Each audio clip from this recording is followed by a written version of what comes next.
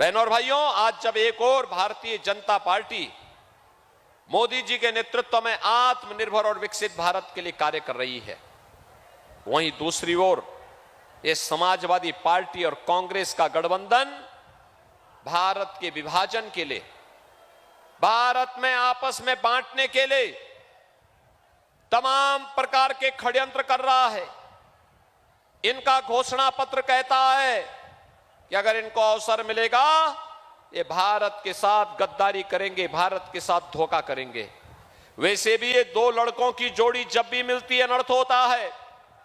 याद करिए, जब समाजवादी पार्टी की सरकार प्रदेश में थी, केंद्र में कांग्रेस की सरकार थी, अयोध्या में राम जन्मभूमि पर आतंकी हमला हुआ था, काशी में संकट मोचन मंदिर पर हमला हुआ था।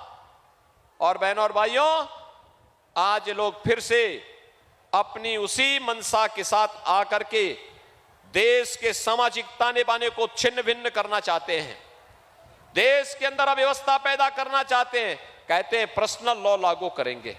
पर्सनल लॉ का मतलब आप जानते हैं? पर्सनल लॉ का मतलब है 3 तलाक की कुप्रथा को, जिसको मोदी जी ने समाप्त किया, उसको फिर से लागू करना चाहते हैं। पर्सनल लॉ लागू होने का मतलब तालिबानी शासन, बेटी स्कूल नहीं जा पाएगी, महिलाएं ऑफिस और बाजार नहीं जा पाएंगी, बुर्का पहन करके घर में दुबक के रहना पड़ेगा। और भारतीय जनता पार्टी घोषणा कर रही है, भारत की व्यवस्था बाबा साहब भीमराव अंबेडकर के द्वारा बनाए गए संविधान से चलेगी, किसी शरीयत के कानून से भारत को नहीं चलने देंगे।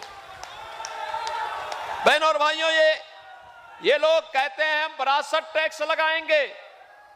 विरासत टैक्स का मतलब आप पे जजिया कर, जजिया कर मध्यकाल में औरंगजेब ने लगाया था। बहनों और भाइयों, औरंगजेब मुगलों का एक क्रूर बादशाह था।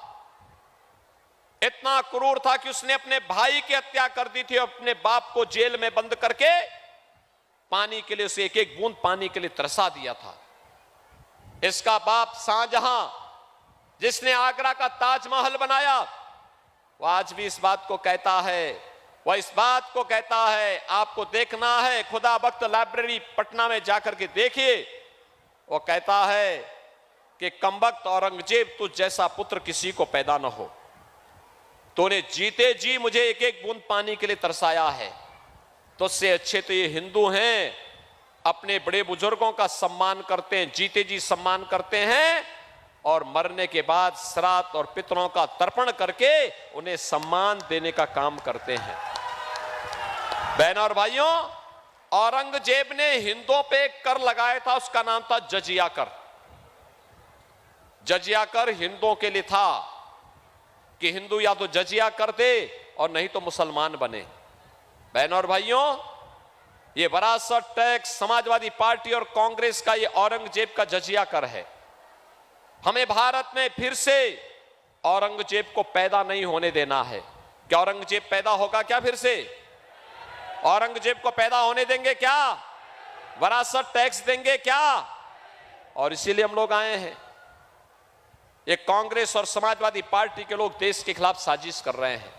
हमें साजिश पूरी तरह विफल करनी है, और इसके लिए आपने मोदी जी को चुना तो सम्मान बढ़ा, सुरक्षा बढ़ी, विकास हुआ, गरीब कल्याणकारी कार्य हुए, और साथ साथ अयोध्या में राम मंदिर का निर्माण भी हुआ।